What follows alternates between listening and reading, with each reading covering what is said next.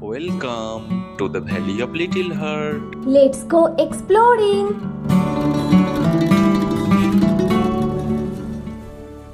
বিনপুর গ্রামে এক গরিব ব্রাহ্মণ বাস করত।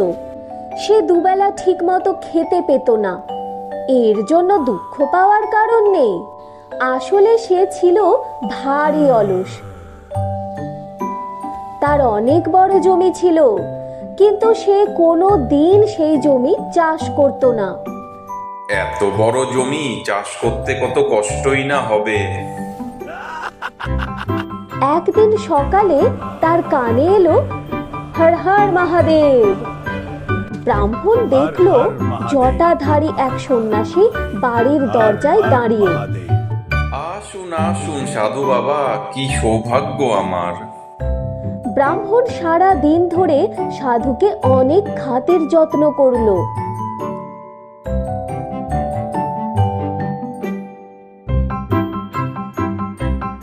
ব্রাহ্মণের দৈন্য দশা দেখে সাধুর মায়া হলো, তাই সে বিদায়ের সময় ব্রাহ্মণকে একটা আশ্চর্য প্রদীপ দিয়ে গেল। এই প্রদীপ নাকি ব্রাহ্মণের সব দুঃখ কষ্ট দূর করবে।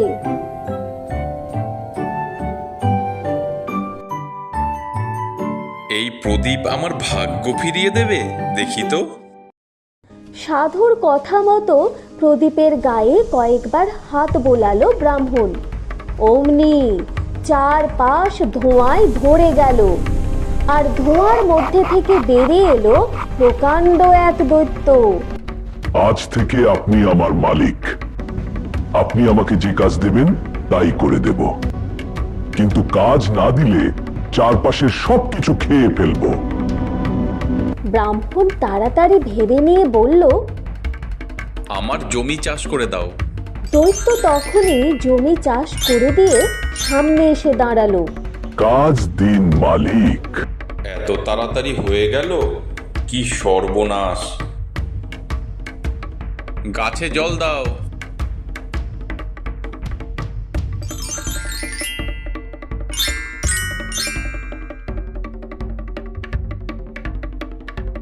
বাসন মেজে দাও। হ্যাঁ, তাই হোক।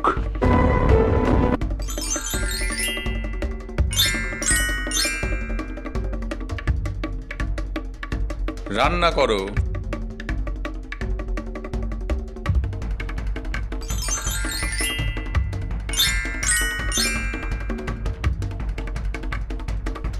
কাপড় কাচো।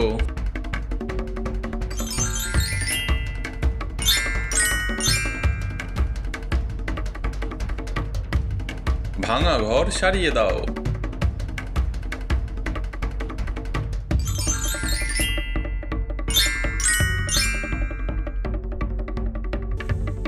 সব কাজই তো হয়ে গেছে, আর কি কাজ দেবে দৈত্যকে?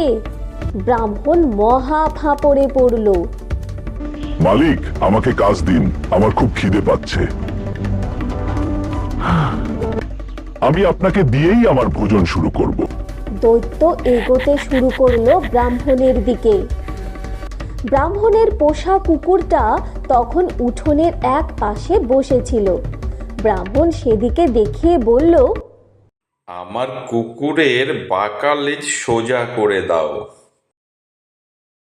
এই কাজ আমি এক্ষুনি করে দিচ্ছি।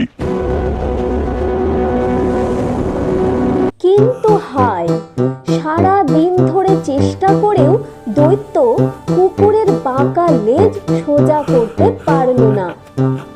কি ক্ষমতাধর দৈত্য, পারলে না তো? দৈত্য ভারী লজ্জায় পড়ে গেল, তাই সে শেষমেশ কুকুর ছেড়ে চম্পট দিল, আর ব্রাহ্মণও স্বস্তির নিঃশ্বাস ফেলল।